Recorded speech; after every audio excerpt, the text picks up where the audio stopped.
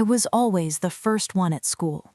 Before the buses arrived, before the lights fully turned on, before anyone noticed I existed. What no one knew was that I wasn't early, I just had nowhere else to go. My name is Emily, and for most of my senior year, the school hallway was the closest thing I had to home.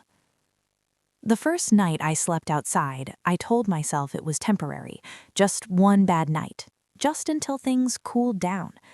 My mother's last words still echoed in my head as I pulled my hoodie tighter around my body. If you walk out that door, don't come back. So I didn't. I wandered the streets until my feet hurt, until the cold settled into my bones. Around 4 a.m., I sat on the steps outside my high school. The building was dark and silent, but it felt safer than anywhere else. When the janitor unlocked the doors, I slipped inside like I belonged there. From that day on, I made a decision. I would survive quietly. I showered in the locker room before anyone arrived. I brushed my teeth with water from the sink. I hid my backpack in an empty locker I wasn't assigned to. By the time students filled the halls, I looked normal. No one could tell that I hadn't slept in a bed. During classes, I focused harder than I ever had before. I took notes like my life depended on it, because in a way it did. Education felt like the only door still open to me. But nights were different. When school ended, panic set in. I stayed late pretending to study. I helped teachers clean up classrooms. I joined clubs I didn't care about just to delay the moment I had to leave. Eventually, the halls emptied. That's when the fear came.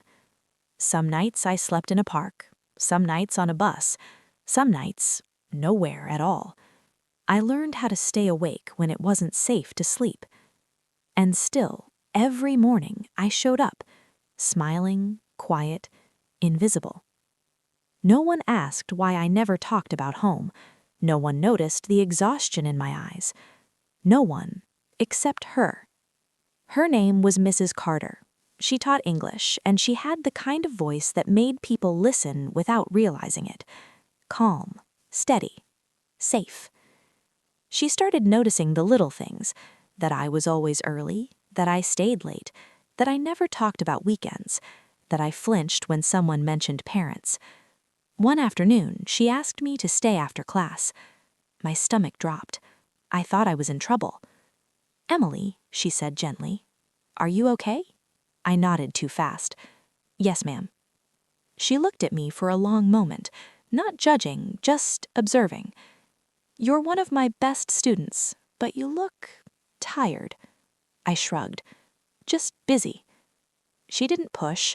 Instead, she said something unexpected. "You can use this classroom to study after school if you need a quiet place." That was it. No questions, no forms, no phone calls, just an open door. At first, I used it like she said, studying, reading, writing essays until my hand hurt. But over time, that classroom became my refuge. One night, I fell asleep at the desk. I woke up to silence. Panic rushed through me until I realized something strange. The door was still unlocked. The lights were off, but the door hadn't been locked. Mrs. Carter had left, and she had left the door open. That night, I curled up on the floor with my backpack as a pillow and cried harder than I had in months. Not because I was scared, but because someone had seen me and chosen kindness instead of questions. She never said a word, and neither did I. The first time I slept in the classroom, I told myself it was just for one night. The floor was cold, even through my hoodie. I used my backpack as a pillow and curled up near the teacher's desk, afraid that if I took up too much space, I'd somehow be doing something wrong. The clock on the wall ticked loudly, each second reminding me how alone I was. But I slept. Not deeply, not peacefully. Still, it was sleep, real sleep, the kind that lets your body unclench for a moment. I woke up before sunrise, my neck stiff, my eyes burning, but my heart strangely calm. I washed my face in the bathroom, fixed my hair, and sat at my desk like nothing had happened. When the first students walked in, laughing and loud, I was already there. From then on, it became routine. Every afternoon, Mrs. Carter would leave last. She never looked back, never locked the door. Sometimes she'd say, "Don't stay too late," like she was talking about homework. I learned how to exist quietly in that room. I kept the lights low. I slept lightly. I left no trace. Every morning, the desks were neat, the floor was clean. No one would ever know I'd been there. The classroom became my sanctuary. It was where I did my homework, wrote college essays, and cried silently when the weight of everything felt too heavy. The walls held my secrets better than any person ever had. Still, fear followed me. Every sound in the hallway made my heart race. Footsteps, doors closing, the echo of keys. I practiced waking up instantly, folding my blanket in seconds, hiding my backpack like it was evidence. One night, I dreamed my mother was standing in the doorway, her face unreadable. I woke up shaking. But morning came, it always did, and with it, another chance to survive. The night everything almost fell apart started like any other. I finished my homework, turned off the lights, and lay down on the floor.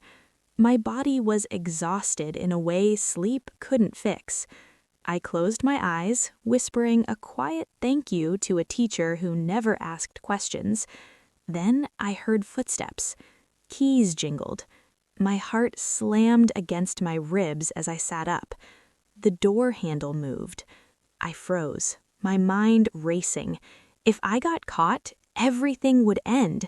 They'd call my mother, social services, the principal. I'd be exposed, and worse, Mrs. Carter would be in trouble. The door opened. A security guard stepped inside. "Hello?" he called. I held my breath, pressing myself behind the teacher's desk.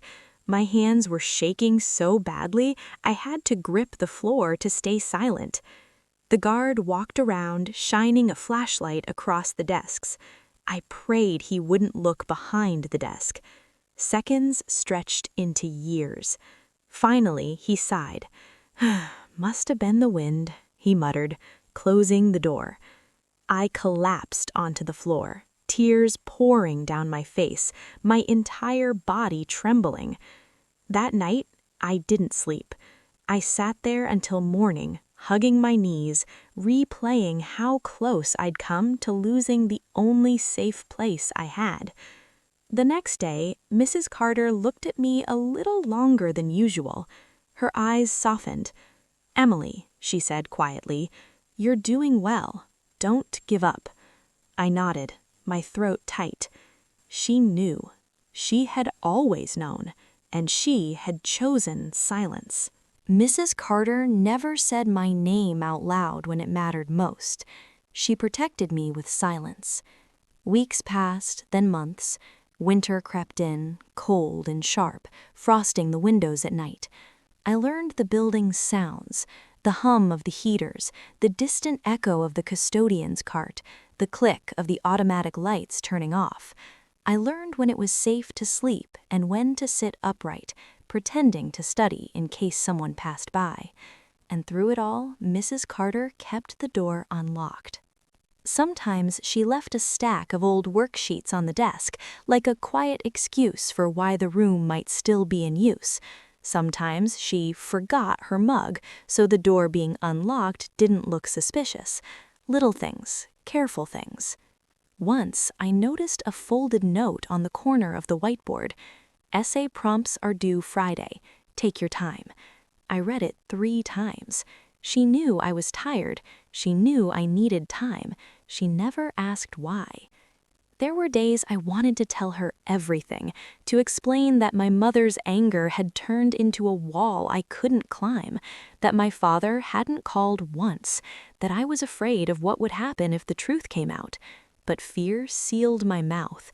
If I spoke, the spell might break. So I thanked her the only way I could. I kept my grades high, I cleaned the classroom every morning, I left no mess, no proof, no reason for anyone to look closer. One afternoon, the principal stopped me in the hallway. "Emily," he said, smiling politely, "you're here late a lot." My heart pounded.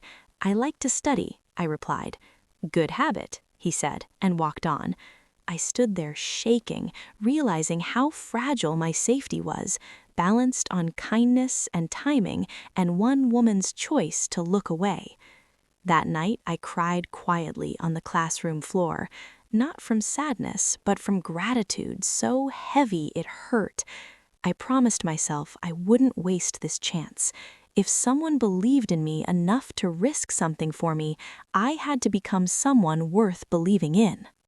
When spring came, the nights grew warmer. I could breathe again. Graduation flyers appeared on bulletin boards. College acceptance letters buzzed through the hallways like fireworks. Mine arrived in a thin envelope I opened alone, sitting on the floor of that classroom. I had been accepted, with aid. I pressed the paper to my chest and laughed, a sound that startled me with how alive it felt. Mrs. Carter never asked where I celebrated. She just smiled the next day and said, "I knew you could do it." Graduation night felt unreal. Students hugged their parents, took pictures, cried happy tears. Mothers fixed collars. Fathers shook hands with teachers. The air buzzed with pride and relief and promises of what came next. I stood among them in my cap and gown, smiling so hard my cheeks hurt. No one stood with me. I told myself it didn't matter. I told myself I didn't need anyone else to clap for me. Still, when my name was called, the silence from my side of the crowd felt loud. I walked across the stage with my head high, diploma in hand, back straight, eyes forward. I had made it. After the ceremony, I lingered near the gym doors, watching families drift away. The night air was warm. Laughter floated past me. For a moment, the old ache rose, an instinct to search for familiar faces. Then I heard her voice, "Emily." Mrs. Carter stood a few steps away, holding a small envelope. "I wasn't sure if this would be appropriate, but I wanted you to have it." Inside was a handwritten note. "You were never invisible. You were brave long before you knew it. Wherever you go, remember you earned every step." Tears blurred the words. I hugged her before I could stop myself.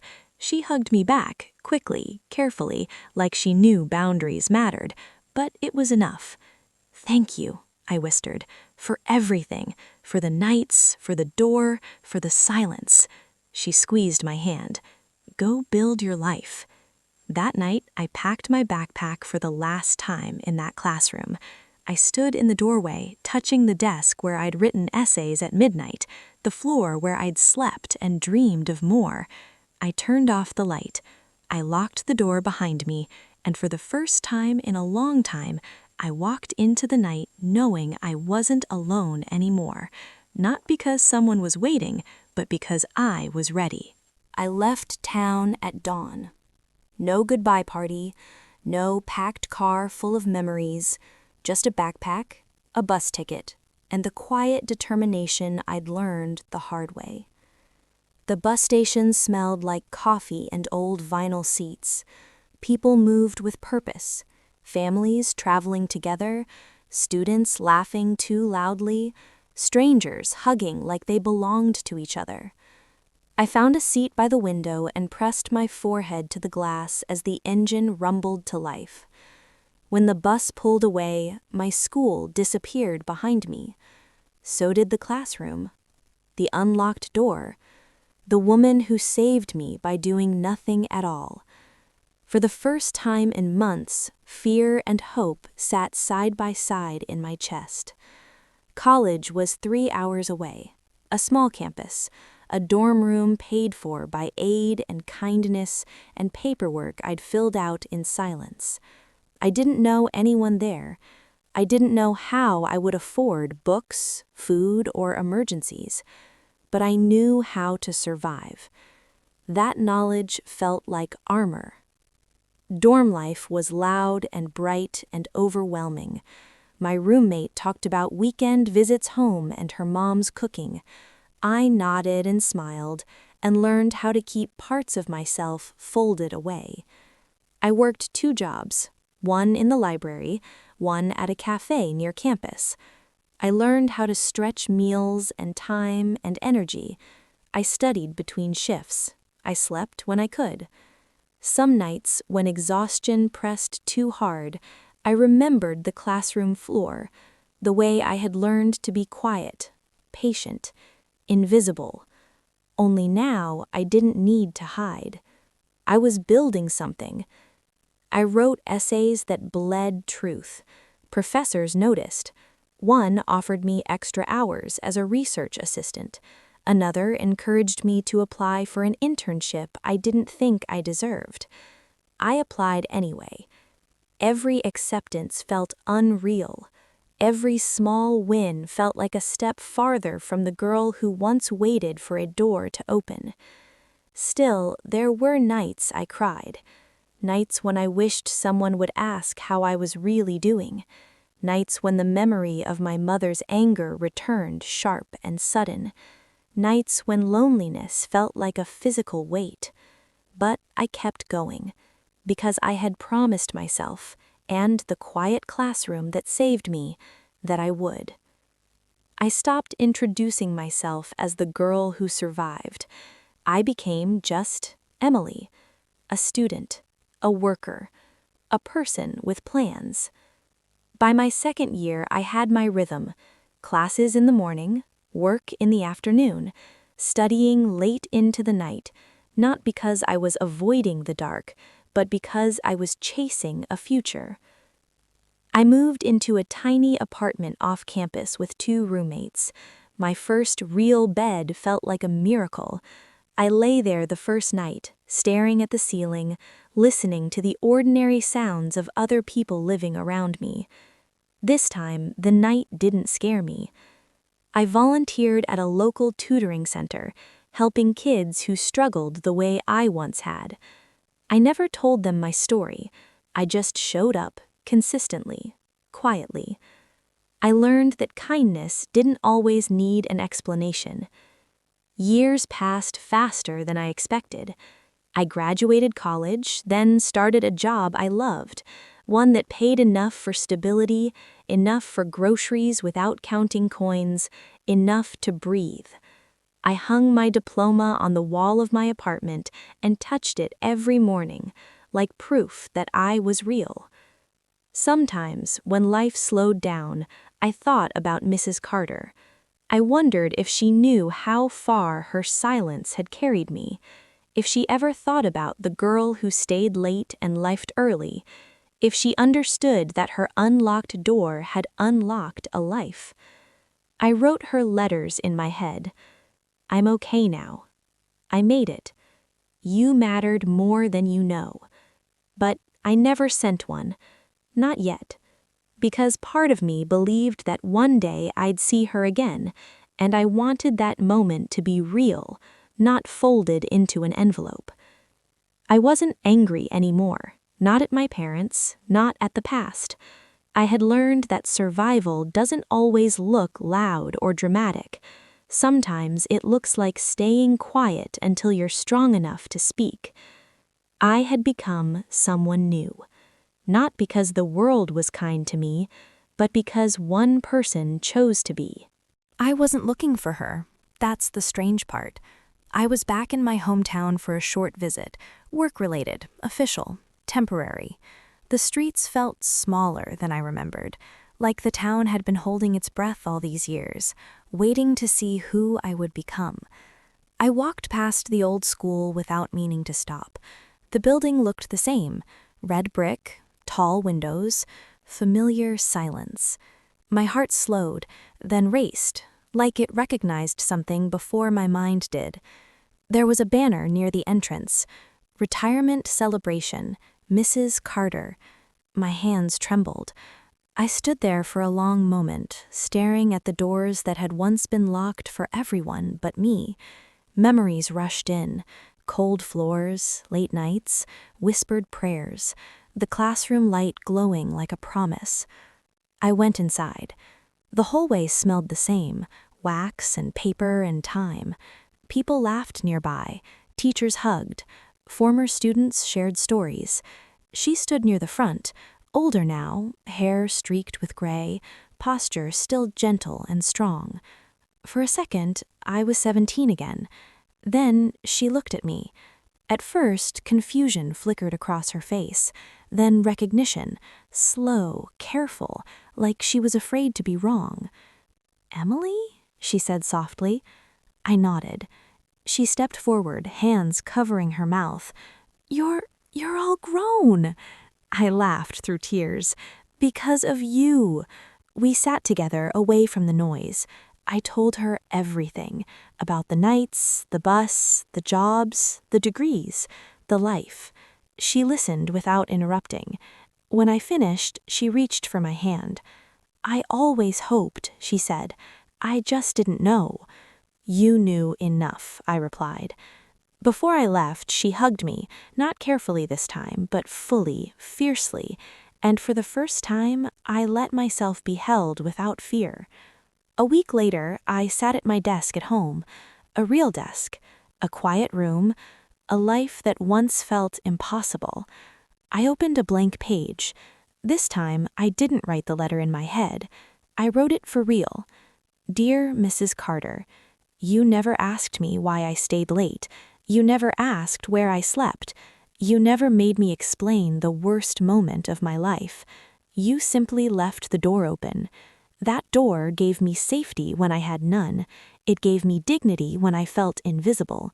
It gave me time to grow, to dream, to survive. I want you to know that I am okay now. I have a home, a career, a future. And every good thing I build carries your quiet kindness in its foundation. Thank you for seeing me without forcing me to speak. With all my gratitude, Emily." I sealed the envelope with steady hands. As I dropped it into the mailbox, I felt something inside me finally rest. The past no longer chased me. The future no longer scared me. I had learned that sometimes the people who save us don't arrive loudly. They don't demand gratitude. They don't ask for credit. They just leave a door open and trust us to walk through it when we're ready. And I did.